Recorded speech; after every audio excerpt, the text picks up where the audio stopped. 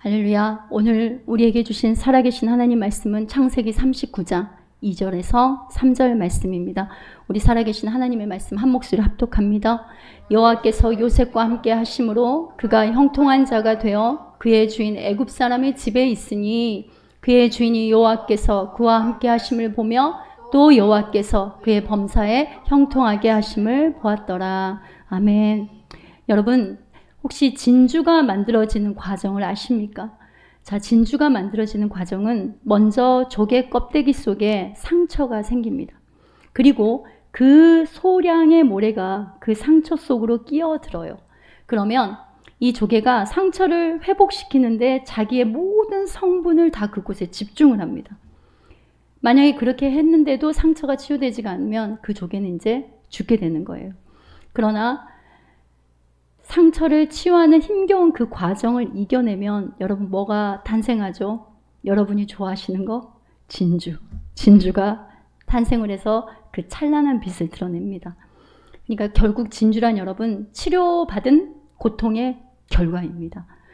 사람들은 보통 눈에 보이는 빛나고 고운 진주만 보지 진주가 만들어지기까지 조개 껍데기 속의 그 상처도 그리고 그 작은 모래와 싸우며 자신의 모든 것들을 쏟아부어 싸워가는 조개가 진주를 만들어내기까지 시간과 그 과정을 보는 데까지는 가지 못합니다.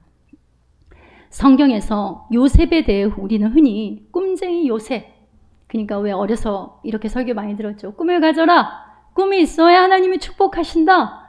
국무총리가 되었더라. 용서해 아니면 달인. 이렇게 조각조각 나누어 봅니다. 우리 자녀들이 흔히 읽는 정기문처럼 요셉의 이 성경 말씀의 이야기를 정기문으로 읽어서는 안 되는 거예요. 자, 히브리서 1장 1절에서 2절 말씀 보세요. 옛적에는 선지자들 통하여 여러 부분과 여러 모양으로 하나님께서 말씀하셨는데 2절입니다. 우리 함께 합독해 볼까요? 이 모든 날 마지막에는 아들을 통하여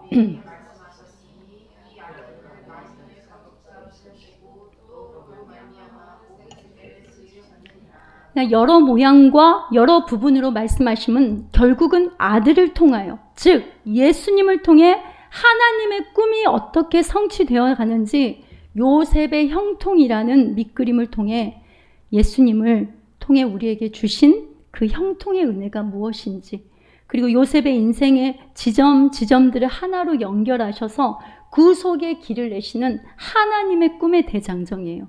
그러니까 요셉 한 인물의 꿈의 실현이나 꿈의 과정으로 보면 안 되고 요셉이라는 밑그림을 통해서 예수님을 드러내고 그 예수님을 통해서 성도인 교회에게 주시는 하나님이 말씀하고 싶으신 그 형통이 무엇인지를 이 시간 듣는 은혜가 있기를 바랍니다. 요셉은 하나님을 더한다라는 뜻이에요. 그런 이름처럼 요셉의 인생을 한마디로 정의하면 형통입니다. 형통. 자, 창세기 39장 2절 보세요. 그런데 여호와께서 요셉과 뭐 하심으로? 함께 하심으로 그가 형통한 자가 돼요. 그러니까 요셉의 인생이 앞으로 이제 굴곡이 시작이 될 거란 말이에요. 그런데 이미 39장에 하나님께서 이렇게 딱 선포하시죠. 내가 말이야 요셉과 함께 함으로 형통한 거야. 이렇게 아예 선포하시고 시작을 하십니다. 그러니까 요셉과 항상 함께 하시는 하나님.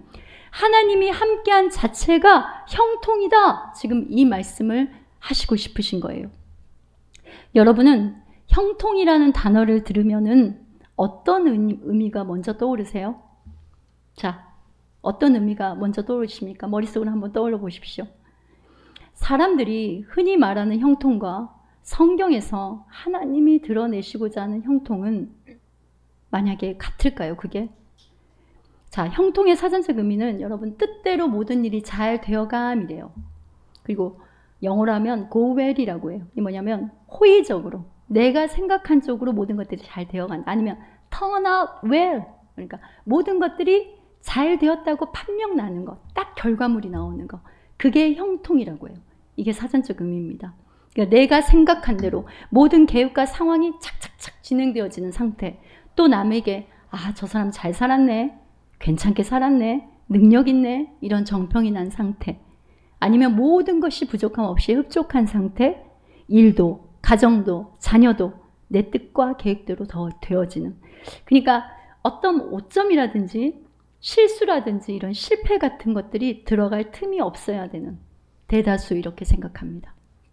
교회를 다녀도 그리스도의 복음이 아니라 기복 복음에 쩌들어 있으면 이렇게 생각할 수밖에 없다는 거예요.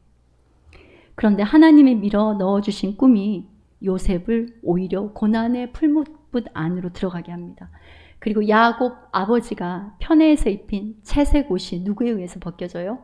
형들에 의해서 벗겨주고, 또 보디발 장군의 집에서 일하는 그 노예의 옷도 결국은 보디발 장군의 아내의 유혹을 피해서 도망치다가 또 그 옷도 어떻게 됩니까? 찢어집니다. 그리고 요셉의 형들에 의해서 물이 없는 구덩이에 던져지고 보디발의 명령에 의해서 감옥에 갇히는 신세가 되죠. 그런데 감옥에 있던 요셉은 하나님의 때에, 이게 중요해요. 하나님의 때에, 하나님의 때에 바로 앞에 바로의 꿈의 해석자로 서게 됩니다. 하나님, 그러니까 바로가 이래요. 하나님의 영에 감동된 사람은 어찌 우리가 이렇게 볼 수 있겠느냐? 올해 우리 표어이기도 하죠. 하나님의 영에 감동된 사람. 그러니까 이방신을 섬기는 그 바로가 말이에요. 바로 입에서조차 이렇게 나와요. 너야말로 우리가 찾는 사람이다. 너 말고 이집트 땅에 이 일을 맡아볼 적임자가 누가 있겠느냐. 그러니까 내가 왕이라는 거 빼고 말이야, 이 나라의 모든 백성이 너에게 보고를 하게 하고 너 손에서 모든 것들이 운영되어지게 할 거야. 이렇게 하면서 이집트에서 요셉의 허락 없이는 함부로 수족을 놀리지 말라라고 해요. 그러니까 한마디로 뭐라 그래요?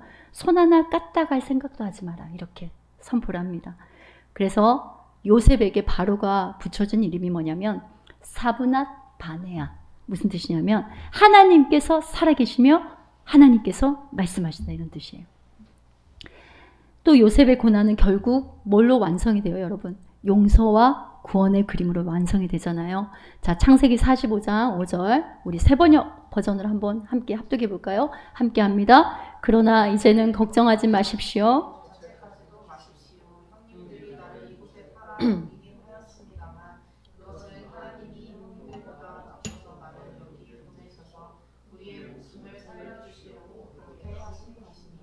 결국은 용서와 구원이라는 이 큰 그림으로 마무리가 되죠. 그러니까 요셉의 이 모든 과정은 여러분 예수님의 고난인 십자가와 부활을 담고 있습니다.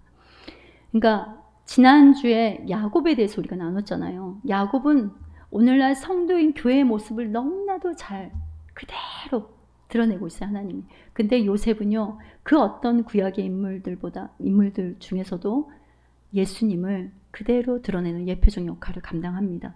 그러니까 요셉의 형통은 결국 형통의 모형이 그리스도의 십자가와 부활임을 말해주는 겁니다. 가장 낮은 곳에서 가장 높은 곳으로 상승한 요셉의 삶은요, 예수님의 낮아지심과 높아지심의 바로 그 원형입니다. 성도 여러분, 그러면 요셉의 꿈이 그것이 여기 포인트가 아니라 하나님의 꿈이 여러분 뭐라고 생각하십니까? 하나님의 꿈이. 자, 빌립보서 2장 8절에서 11절 말씀, 하나님의 말씀 한 목소리 합독합니다. 사람의 모양으로 나타나사 자기를 낮추시고 죽기까지 복종하셨으니 곧 십자가에 죽으심이라. 이러므로 하나님이 그를 지극히 높여 모든 이름 위에 뛰어난 이름을 주사 하늘에 있는 자들과 땅에 있는 자들과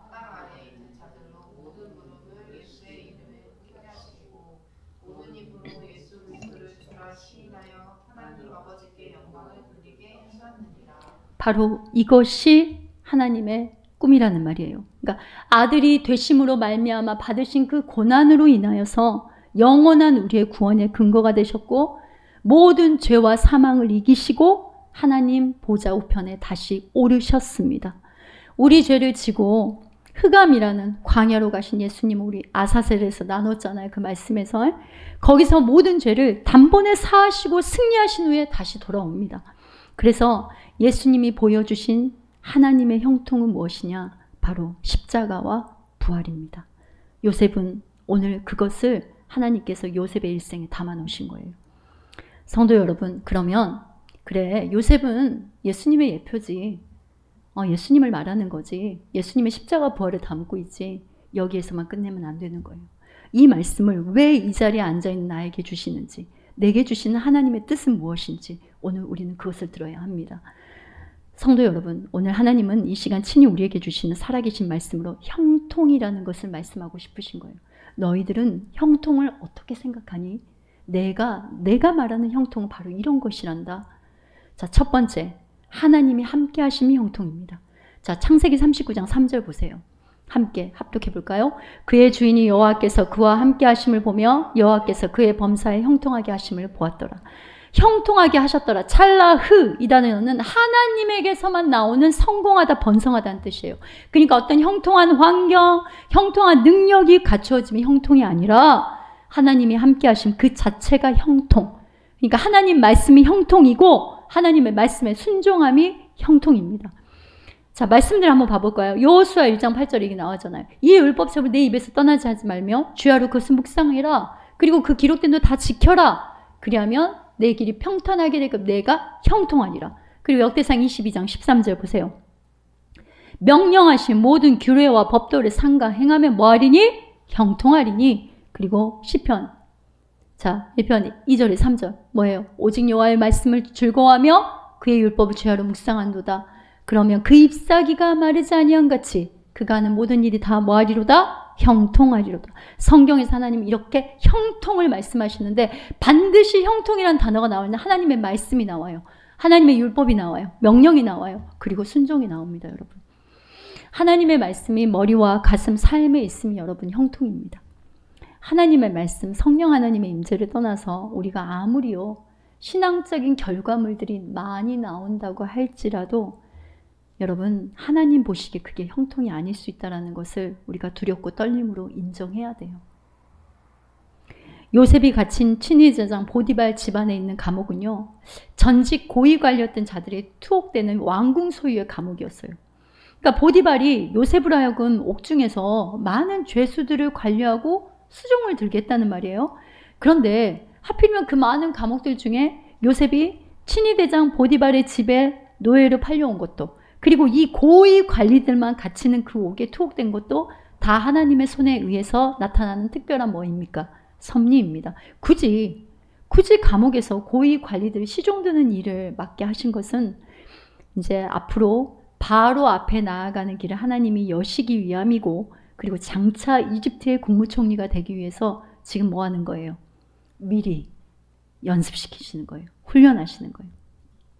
여러분, 환경이 형통한 조건이 아니라 감옥이라도 하나님이 함께 하심으로 말미암아 사람 손에 맡겨짐이 아닌 하나님의 손에 붙들린 게 형통이에요. 사람 손에 맡겨진 게 아니라 하나님 손에 붙들린 게 여러분 형통이라고. 형통한 환경, 형통한 그 사람의 어떤 능력이 아니라는 말이에요. 하나님의 말씀대로 내 삶에 이루어져 가는 게 형통입니다. 내 뜻이 펼쳐져 가는 게 아니라 내 뜻이 때로는 하나님 말씀 앞에 가로막힌다 할지라도 내 인생을 통해서 하나님의 뜻이 이루어져 가는 게 형통입니다. 우리가 그런데 실제 느끼는 현실에서는요, 요셉처럼 아주 고난 같아요. 그리고 부당함과 억울함과 손해와 무시받는 것 같습니다. 그러나 형통은 여러분 넘어지지 않는 완벽한 상태가 아니에요. 넘어질지라도 잠언 24장 16절 말씀처럼 7번 넘어져도 다시 하나님이 일으키시는 그 손길을 경험함이 여러분 형통입니다. 그러니까 우리가 신앙생활을 하면서도 율법적 완벽주의에 빠지잖아요. 그러면 내 자신도 정죄하고 남도 정죄합니다. 그리고 자신의 그 정해놓은 신앙의 틀 안에서 벗어나지를 못해요. 그거는 그리스도의 복음을 온전히 누릴 수가 없는 거예요. 우리는 흔히 일이 잘 되면 어떻게 말해요? 엄지 착 올려가지고 뭐래요? 역시 하나님이야 이렇게 말하죠. 그런데 상황과 일이 조금만 안 되면 어때요? 내 뜻과 상황과 맞지 않으면 아 도대체 하나님 왜 그러시는데요? 도대체 하나님 이렇게 말을 합니다. 그리스도와 연합된 성도의 부르심 자체가 여러분 형통이에요. 우리가 이 그리스도 안에서 구원받고 그리스도 안에서 속해 있고 그리스도 안에서 살아간다는 것 자체가 형통이기에 우리는 항상 뭐라고 말해야 되냐면 따라해볼까요? 역시나 하나님. 크게 따라해보세요. 역시나 하나님. 역시나 하나님. 역시나 그래 측량할 수 없는 하나님이지. 역시나 언제나 내 생각의 틀을 벗어나서 일하시는 하나님이지. 그래 역시나 어떤 일보다 상황보다 크신 하나님이지. 왜냐하면 여러분 하나님이 우리를, 여러분들을 다 아시고 보고 계시고 듣고 계신 그 자체가 여러분 형통이라는 겁니다. 내가 어떤 능력을 가지고 내가 얼마만큼 가지고 인정을 받고 이게 형통이 아니라는 거예요. 하나님이 함께 하심이 형통입니다. 두 번째 형통은 하나님의 눈을 의식하는 삶이 형통입니다. 자, 창세기 39장 9절 말씀 보세요. 보디발 장군의 아내가 유혹을 하니까 이렇게 말하잖아요. 왕이 내게 금한 거는 당신뿐인데 그런데 내가 어찌 이 큰 악을 하나님께 죄를 지으리까? 그러니까 보디발의 아내를 범하지 않고, 이 말은 무슨 말이냐? 즉 눈앞에 보여지고 느껴지는 것들에 흔들리지 않고 하나님의 눈이 지금 나를 보고 있음에 더 집중을 하는 거예요. 하나님의 제 눈앞에 내가 있다라는 거. 사무엘상 24장에 보면은요, 다윗과 그 병사들이 굴에 숨어 있죠. 그런데 그때 누가 용변을 보러 들어옵니까? 사울왕이. 그러니까 신하들이 이래요. 죽이소서. 절호의 기회입니다. 하나님까지 들먹거리죠. 하나님이 주신 기회예요. 지금 저 사울왕을 죽이면 왕은 더 이상 도망다니지 않아도 돼요. 죽이라 합니다. 그러나 다윗이 일어나서 사울의 겉옷자락만 가만히 베죠. 그런데 다윗은 이것도 하나님 앞에 양심이 찔려해요. 자, 사무엘상 24장 5절 보세요. 함께 볼까요? 함께 합니다. 다윗은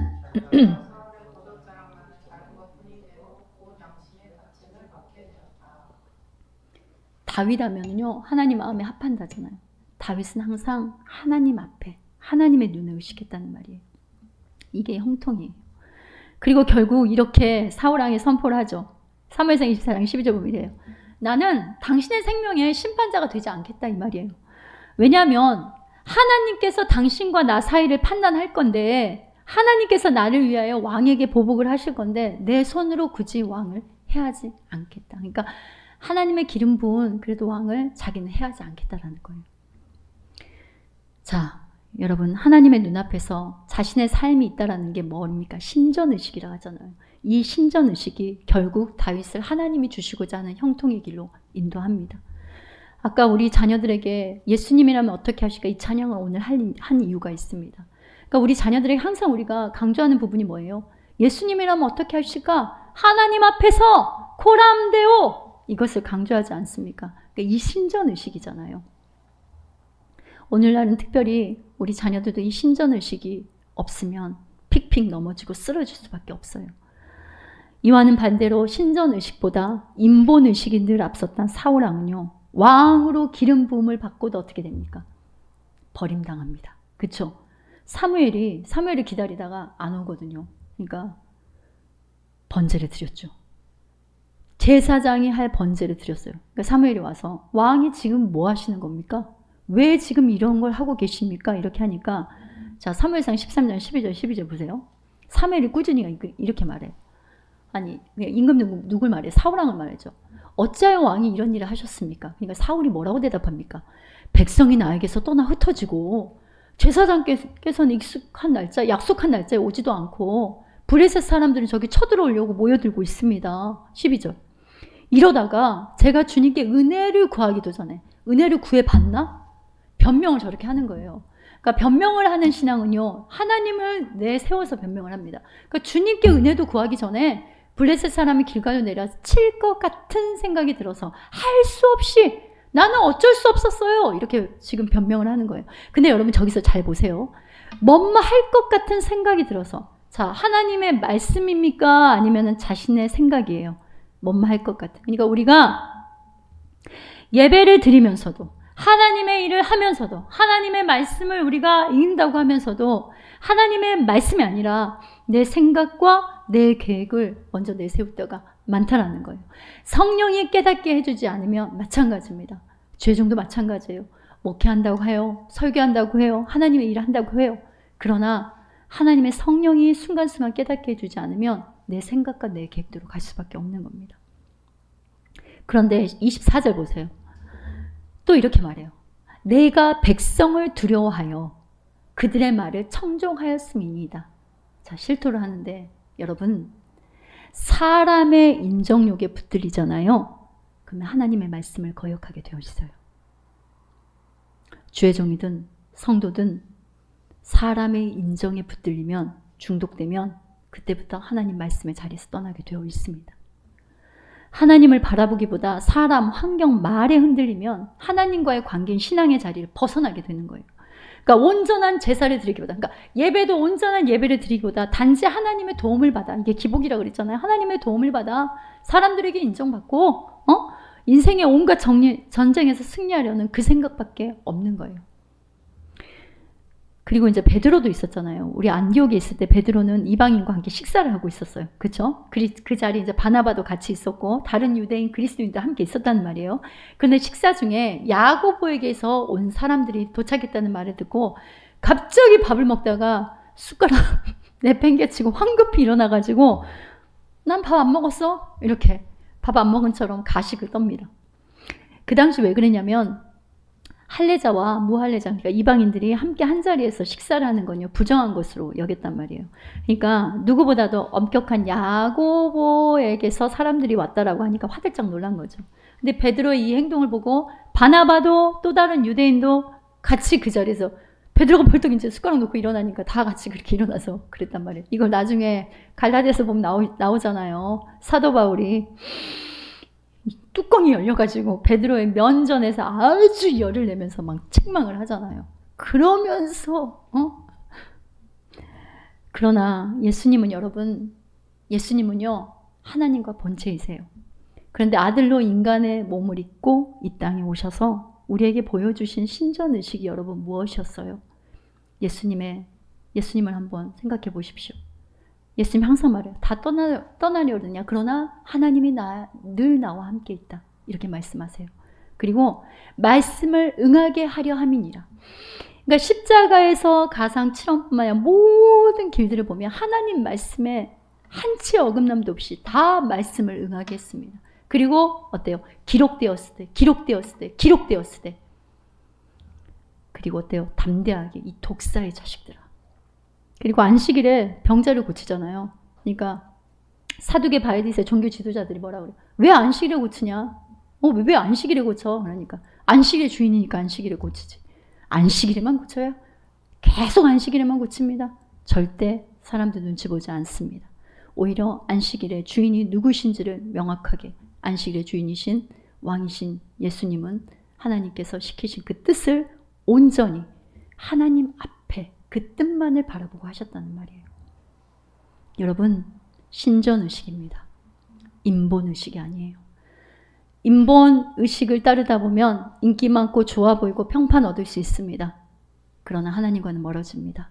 그러나 사람들에게 때로는 무시당하고 냉대받고 때로는 바보란 소리를 들어도 우리는 신전의식입니다.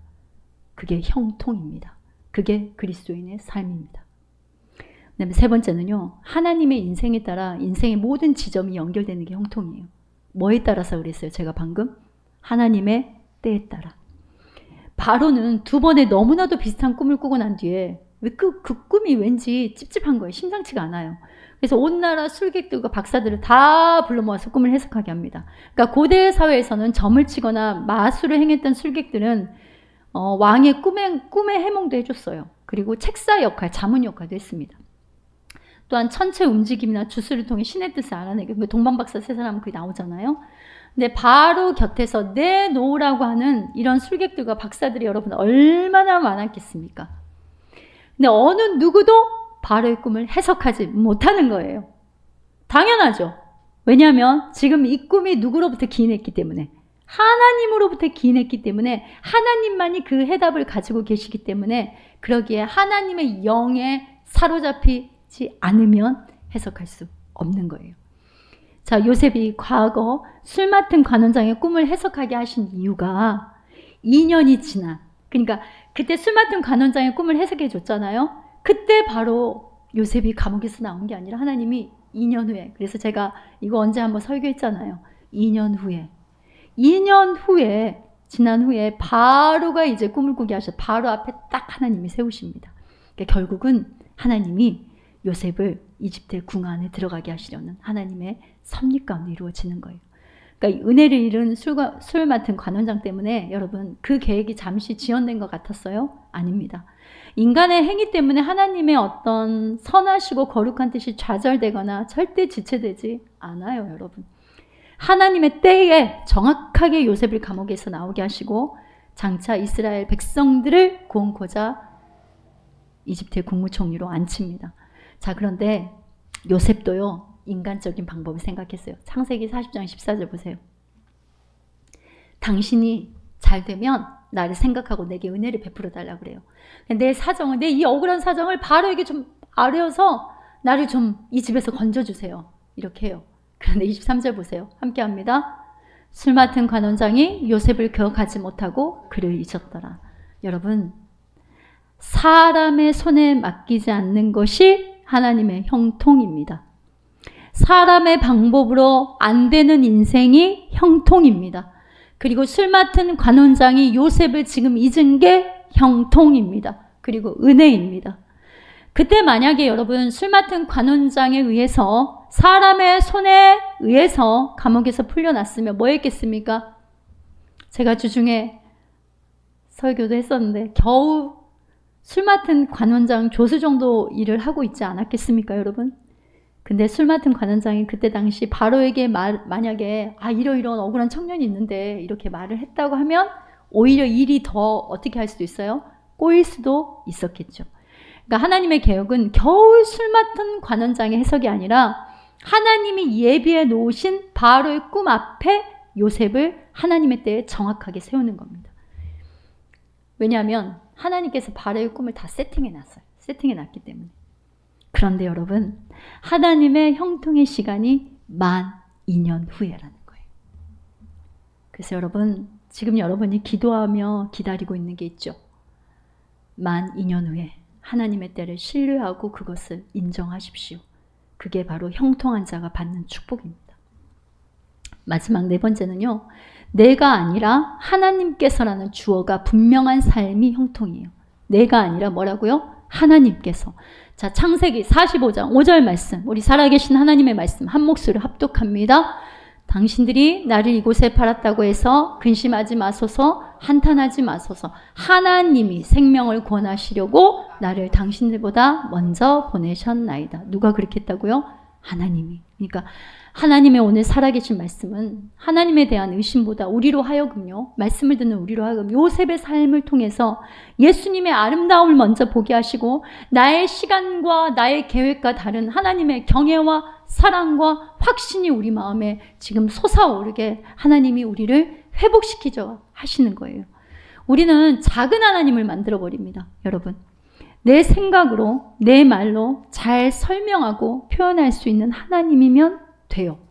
그런 하나님임을 원합니다. 그런데 여러분이 하나님을 경험하면 유구무원 이런 상황이 와야 되는 거예요. 왜냐하면 그분은 우리의 생각으로 헤아릴 수 없고 측량할 수 없는 전능하신 하나님이기 때문에. 그리고 내 때에 내 방법으로 통제 가능한 하나님이라고 생각해요. 아니면 적당히 내가 부담스럽지 않는 수중에서 삶의 의미와 목적을 찾도록 해주신 하나님. 아니면 나의 진통제, 나의 위로. 그러니까 오늘날 교회 와서도 자꾸 위로만 받으려고 해요. 그러나 하나님의 말씀은 영과 육과 관절과 골수를 찔러 쪼개시는 말씀이에요. 먼저는 회개가 터져나오게 하시고 얼마나 내가 죄인임을 깨닫게 하시고 그럼에도 불구하고 나를 사랑하신 예수 그리스도의 사랑이 얼마나 큰지를 깨닫게 해줘요. 그게 복음입니다. 그 복음이 깨달아지면 예수와 연합된 삶으로 성령이 이끄신 대로 가게 돼 있는 거예요. 그런데 그 복음을 깨닫지 못해 뭐뭐 해야 한다, 뭐뭐 해야 합니다, 뭐뭐 해야지 이렇게 가면 될 수가 없는 거예요. 성령 충만해야 됩니다. 우리가 하나님을 모르면 그래서 이 정도의 지금까지 말한 이 정도의 하나님, 작은 하나님으로 만들어보면 우리는 하나님을 제대로 예배할 수가 없는 겁니다. 너희도 예배하냐? 그런데 지금 너 어떤 하나님을 예배하냐? 하나님이 이렇게 우리에게 물어오시면 어떻게 하겠습니까? 그러니까 하나님을 알 수 있는 건 여러분 말씀이에요. 말씀. 그래서 말씀을 성경이 뭐라고 나면 헐떡이듯이 헐떡거리듯이 그렇게 막 사모하고 사랑하라고 하잖아요. 우리가 남의 간증, 남의 신앙의 이야기 이렇게 건너들어서 하는 거는 그렇게 해서 하나님을 알려고 하는 그런 습성들을 이제 고쳐야 돼요. 우리는 말씀을 통해서 살아계신 하나님, 성경 66권에 계시된 그 하나님, 예수님을 우리는 알아야 되는 거예요. 여러분, 제가 설교를 이렇게 해도 여러분이 일주일에 설교 한 번 듣고 하나님을 안다고 하지 마세요. 이 말씀을 붙들고 이제 하나님 앞에 나아가고 하나님 말씀과 씨름하는 그 사랑이 있어야 하는 거예요. 여러분, 결국은 그리스도인의 복음에 합당한 삶이란 빌립보서 1장 29절 보세요. 우리에게 은혜를 주신 건 뭐라 그래요? 예수님을 믿을 뿐 아니라 또한부터 한번 읽어볼까요? 또한 그를 위해 고난을 받게 하려 하심이라. 그러니까 우리는 불편한 거 싫어요. 아, 예수님, 고난은 예수님이고 나는 그냥 편한 게 좋고. 이게 은혜를 주신 이유가 아니라는 말이에요. 왜냐하면 하나님이 우리에게 가르치고자 하시는 형통은요, 고난을 통해서 진주와 같은 형통을 우리에게 가르치시기를 원하기 때문에 그러는 겁니다. 빌립보서 4장 11절 말씀에 그래서 사도 바울도 이렇게 말해요. 내가 궁핍함으로 말하는 것이 아니라 어떠한 형편에든 나는 자족하기를 배웠노라 하면서 12절에 뭐라고 해요? 비천에 처했다, 풍배도 처했다, 배부름과 배고픔과 풍부와 궁핍과 일처의 비결을 배웠나? 일체의 비결. 이게 뭐예요, 여러분? 오늘 단어로 하면 뭐예요? 형통이란 말이에요, 형통. 그러니까 이 일체의 비결인 그리스도로 인한 이 능력이 바로 형통이에요. 근데 보세요. 하나님의 은혜와 긍휼에 대한 배고픔도, 약할 때 강함 되시는 낮아짐의 비천함도 있다고 말하잖아요. 그게 형통이라고 말하잖아요, 여러분. 요셉은 해석만 주는 게 아니라 대책도 주었죠. 그러니까 실제 그리고 본인이 해결의 지도자로 나섰습니다. 실제 예수님의 성육신의 사랑이 죄인들을 살리는 하나님의 유일한 대책입니다. 도대체가 도저히 절대 헤어나올 수 없는 죄의 기근에서 살린 생명의 떡, 하늘의 양식은 오직 예수님 한 분뿐이에요. 다른 길은 없습니다. 그러니까 요셉의 모든 삶의 과정이 하나님의 한치의 어긋남도 없는 섭리 가운데 진행되고 있음을 우리는 보아야 합니다, 여러분. 내가 쓰는 인생이 아니라 하나님이 친히 여러분을 쓰시는 인생이 바로 형통이에요. 나는 하나님 이러한 것들에 쓰임받고 싶어요. 이게 형통이 아니고요. 주가 쓰시겠다고 하면 나귀가 되는 거예요. 예수님이 풀어서 끌고 가신 나귀가 되는 거예요. 이게 바로 여러분 형통입니다. 요셉이 낳은 생명, 아들의 이름들이 하나님 요셉에게 이루신 형통의 작품들이에요. 그러니까 결국 요셉은요, 자신의 인생의 모든 고난은 하나님이 자신의 삶의 부활의 생명이라는 형통을 낳기 위한 복이라고 고백하는 거하고 똑같아요. 자, 창세기 41장 51절에서 52절 함께 합독해 볼까요? 애굽 온 땅의 굶주림에 백성이 바로에게 부르짖어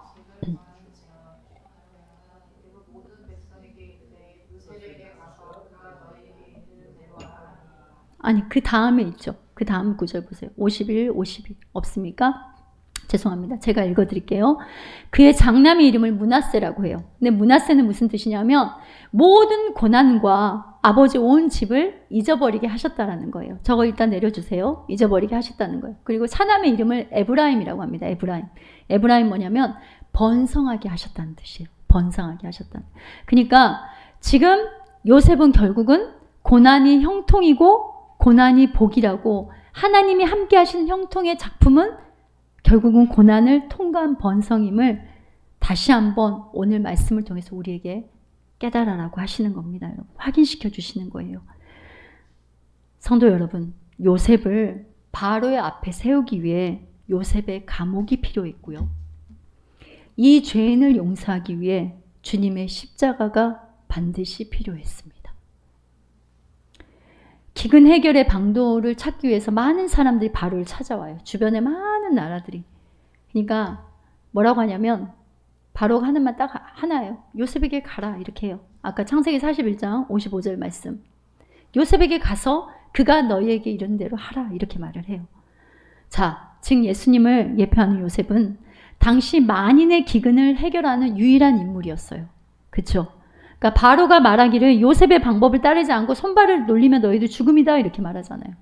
자, 여러분, 하나님은 그리스도 예수 안에서 구원 외에는 인간의 어떤 손으로 쌓은 공적, 그리고 발로 뛰는 착함과 선함으로 영혼의 기갈, 구원의 문제를 해결하시지 않겠다는 겁니다.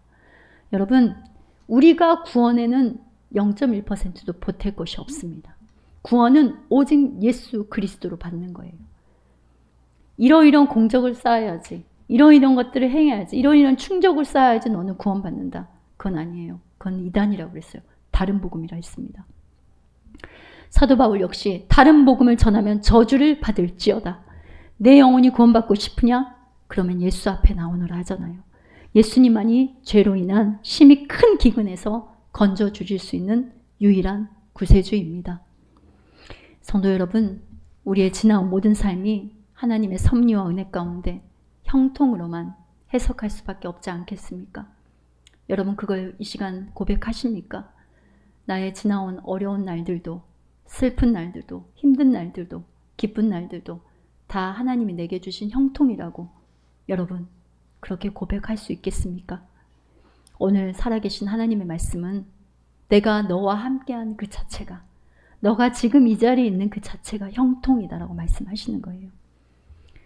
말씀을 정리하겠습니다. 하나님의 함께하심이 첫 번째 형통입니다. 우리는 그리스도의 예수 안에서 아들이 되었습니다. 임마누엘 하나님으로 우리와 늘 함께하시는 형통의 축복을 이미 받았습니다. 아멘이시죠? 두 번째는 하나님의 눈을 의식하는 삶이 형통입니다. 성도인 교회는요, 세상에 좋아 보이는 거, 사람들로부터 오는 평판, 명성 이런 곳으로 사는 게 아닙니다. 환경과 사람의 눈을 의식하며 늘 푯대가 흔들립니다. 하나님을 경외하시길 바랍니다. 경외는 무엇이냐? 하나님의 크심 앞에 나의 작음을 인정하는 깊은 사랑입니다. 세 번째, 하나님의 때에 따라 인생의 모든 지점이 연결됨이 형통입니다. 나의 때에 조급함을 내려놓는 믿음을 달라고 기도하십시오. 늘 하나님은 우리에게 하나님 보시기에 좋았더라. 하나님 보시기에 좋았더라. 가장 아름답더라. 바로 이때 이 정확한 타임을 허락하시는 신실한 하나님이심을 믿으시기 바랍니다. 자꾸 사단은 여러분 어떻게 해요? 비교하게 해요. 조급하게 해요. 그래서 우리에게 낙담과 우울에 빠지게 하거나 원망과 불평에 빠지게 합니다. 우리의 길은 내가 아니라, 사람이 아니라, 환경이 아니라 바로 하나님만이 아심을 인정하며 그분의 선하심과 신실하심 안에 감사와 평안을 회복하시는 은혜를 성령 하나님이 주시길 바랍니다. 네 번째는 내가 아니라 하나님께서, 여러분 항상 하나님이에요. 하나님의 주어가 여러분의 삶을 이끌어가는 게 형통입니다. 내가 원하는 거, 내가 기뻐하는 것인가? 아니면 하나님이 원하시고 기뻐하시는 것일까? 우리는 내가 쓰는 인생의 페이지를 오늘 한 장 더 쓰려고 하지 말고 하나님이라는 주어로 시작하는 오늘의 한 문장을 써내려가는 성령 하나님의 은혜가 충만하길 살아계신 우리 주 예수 그리스도 이름으로 축원합니다. 아멘.